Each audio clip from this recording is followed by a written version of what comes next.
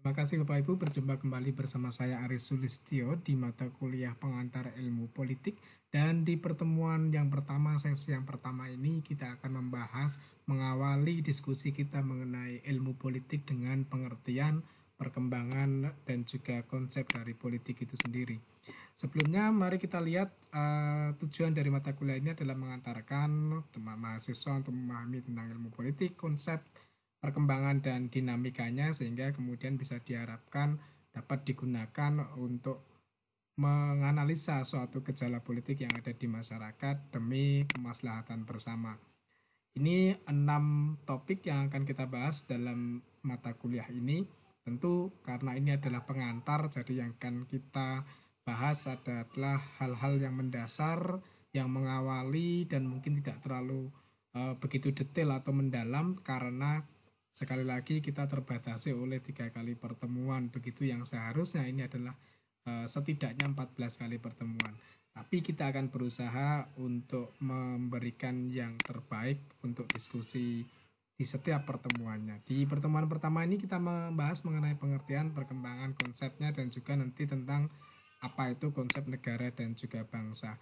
Baik, kita awali dari sebuah foto yang terlihat biasa tapi sebenarnya ironis kalau Anda Bapak Ibu lihat sama, di situ ada dua dunia yang berbeda tapi dalam satu area, dalam satu wilayah, dalam satu kota, dalam satu negara begitu.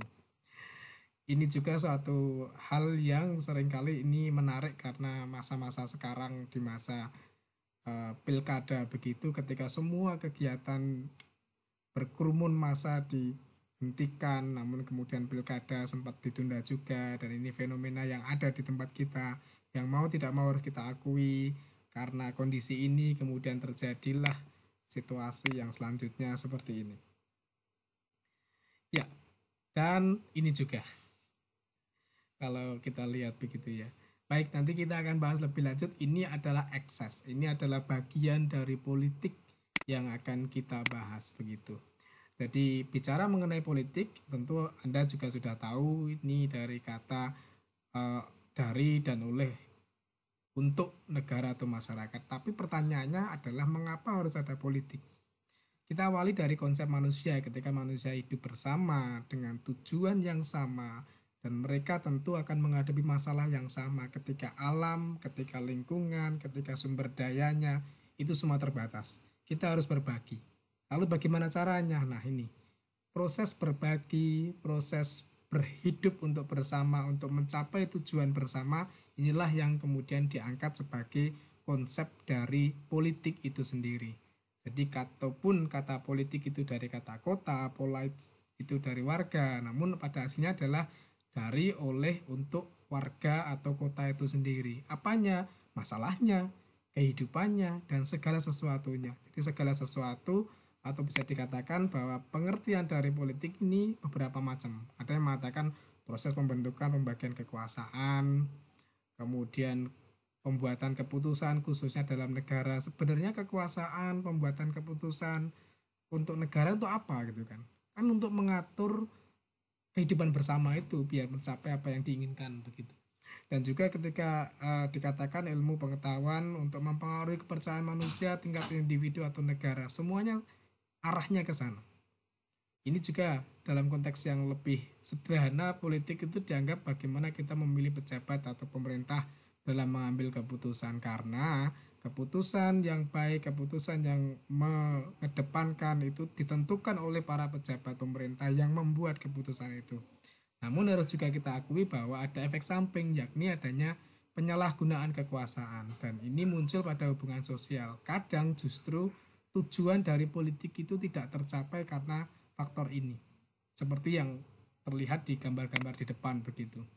Ya, ini tadi sampaikan secara etimologis dari bahasa Yunani yang berhubungan dengan negara, kemudian sejarahnya ini sebenarnya ilmu politik lahir sejak abad ke-19 berdampingan dengan cabang-cabang ilmu yang lain dan saling mempengaruhi karena pada intinya sosiologi, antropologi, ekonomi dan psikologi ini juga berhubungan dengan kehidupan manusia begitu.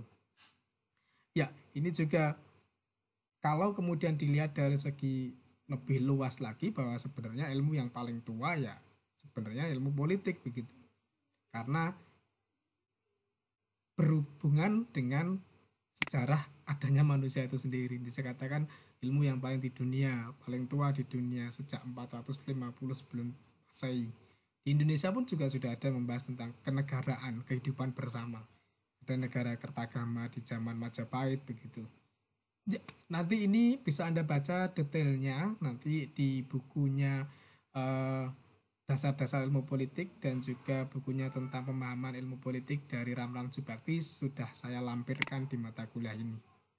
Karena sekali lagi kita tidak bisa mendetail membahas ini, hanya sekilas yang pasti Bapak Ibu memahaminya dan juga akan kita bahas lebih ke aplikasinya nanti di lapangan melalui diskusi begitu. Ya, pada intinya ada 5 pandangan konsep begitu mengenai politik, yakni adalah usaha yang ditempuh oleh warga negara untuk membicarakan dan mewujudkan kebaikan bersama. Ini tujuan bersama tadi yang disampaikan di depan. Segala sesuatu yang berkaitan dengan penyelenggaraan negara atau pemerintah ini juga berhubungan dengan politik. Segala kegiatan yang diarahkan untuk mencapai atau mencari mempertahankan kekuasaan dalam masyarakat. Politik juga. Kegiatan yang berkaitan dengan perumusan dan pelaksanaan kebijakan umum, sesuatu yang berhubungan dengan itu. Kemudian konflik dalam rangka mencari mempertahankan sumber-sumber yang dianggap penting yang menguasai hajat itu kurang banyak. Ini juga bagian dari konteks atau konsep dari politik itu sendiri. Ada setidaknya ketika bicara politik, Bapak Ibu ada 5 hal yang kemudian menjadikan konsep dasar, konsep pokok di sana, antara lain kalau bicara politik yang tadi dia bahas adalah suatu cara untuk mencapai kebaikan bersama, tujuan bersama, ya kita bahas soal negara. Kalau bahas soal negara tentu bahas soal kekuasaan. Kekuasaan itu kemudian diwujudkan dari pengambilan keputusan yang itu adalah bagian dari kebijakan umum.